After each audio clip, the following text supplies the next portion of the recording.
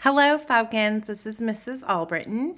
I hope that you are all staying very safe and well. I hope everything is going great with e-learning. I am going to read a story to you guys today. The Paper Bag Princess, one of my favorite books. I have several. It's by Robert Munsch. You can also go to Tumble Books and see other books that he has written. So, Paper Bag Princess.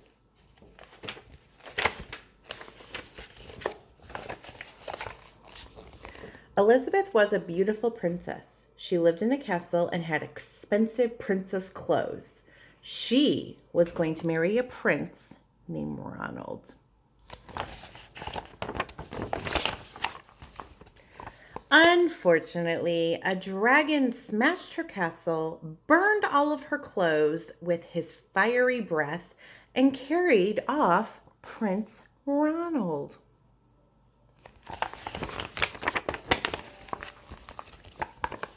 Elizabeth decided to chase the dragon and get Ronald back. She looked everywhere for something to wear, but the only thing she could find that was not burnt was a paper bag. So she put on the paper bag and followed the dragon.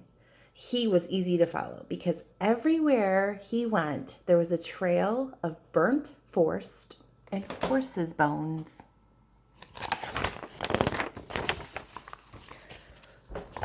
Finally, Elizabeth came to a cave with a large door that had a huge knocker on it.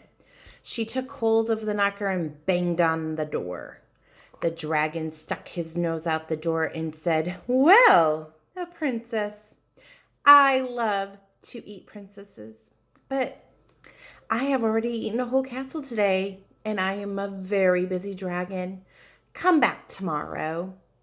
He slammed the door so fast that Elizabeth almost got her nose caught.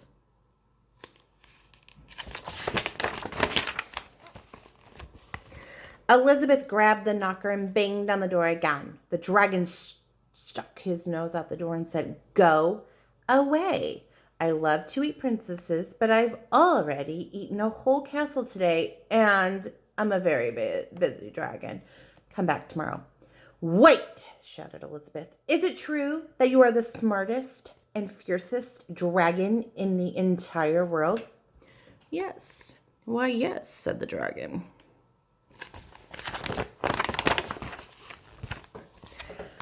"Is it true," said Elizabeth, "that you can burn up 10 forests with your fiery breath?"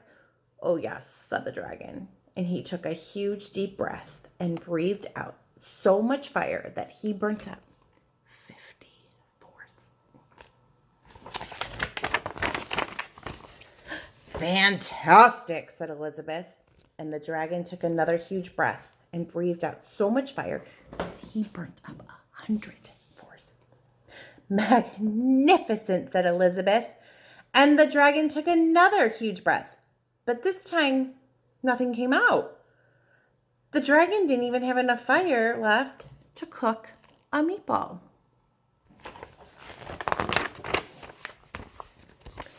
Elizabeth said, "Dragon, is it true that you can fly around the world in just 10 seconds?"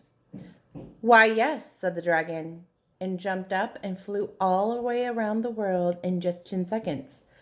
He was so tired when he got back, but Elizabeth shouted, "Fantastic! Do it again."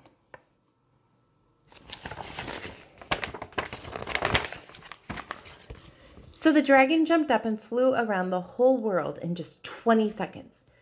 When he got back, he was too tired to talk, and he lay down and went straight to sleep.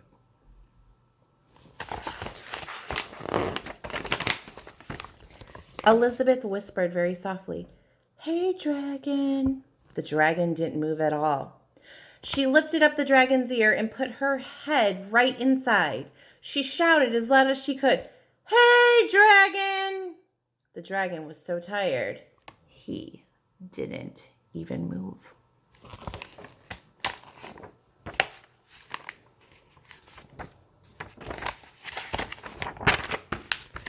Elizabeth walked right over the dragon and opened the door to the cave.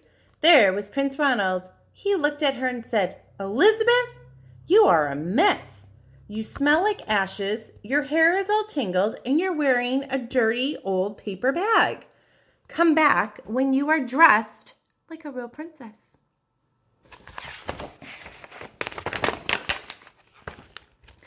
Ronald, said Elizabeth, your clothes are really pretty and your hair is very neat. You look like a prince, but you're a bum. And they did not get married after all. So boys and girls, one question I always have my class kind of talk about when we read this book is, do you think the princess, the paperback princess, should or should not marry Ronald? And then give your reasons why. You could have a discussion at the dinner table or maybe on a walk with a family member. Hope you're all staying safe, and I'll see you later.